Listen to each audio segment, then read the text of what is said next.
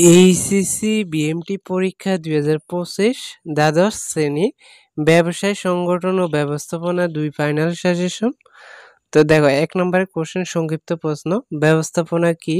২ ব্যবস্থাপনা প্রক্রিয়া কি? ৩ পরিকল্পনা কি? ৪ প্রশাসন ও ব্যবস্থাপনার মধ্যে পার্থক্য লিখো। ৫ একাত্মক পরিকল্পনার সংজ্ঞা দাও।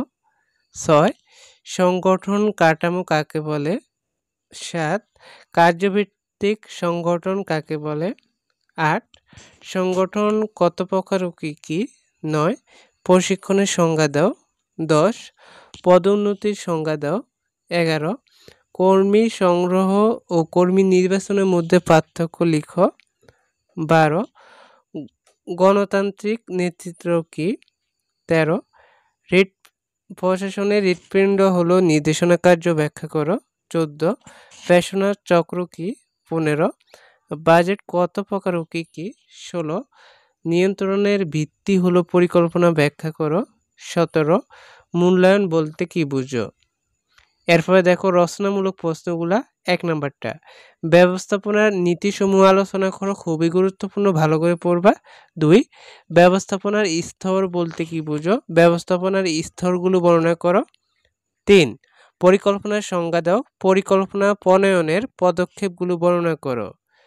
৪ সিদ্ধান্ত গ্রহণ কাকে বলে? সিদ্ধান্ত গ্রহণের গুরুত্ব আলোচনা করো। ৫ সংগঠনের আদর্শ বা নীতিমালার বিবরণ দাও। ৬ সংগঠন কি? সংগঠনের গুরুত্ব আলোচনা করো।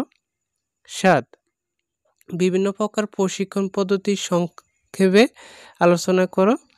৮ নির্দেশনা বলতে কি বুঝো? উত্তম নির্দেশনার বৈশিষ্ট্য আলোচনা করো, ভালো করে পড়বে এটা। ৯ নেতৃত্বের সংজ্ঞা দাও, নেতৃত্বের গুরুত্ব আলোচনা করো। ১০ সুষ্ঠু সমন্বয়ের জন্য কী কী পদক্ষেপ গ্রহণ করা প্রয়োজন। ১১ পেশনা কি? পেশনার গুরুত্ব আলোচনা করো, ভালো করে পড়বা। ১২ মাসলোর চাহিদা তত্ত্ব এবং এর সীমাবদ্ধতা আলোচনা করো, ভালো করে পড়বা।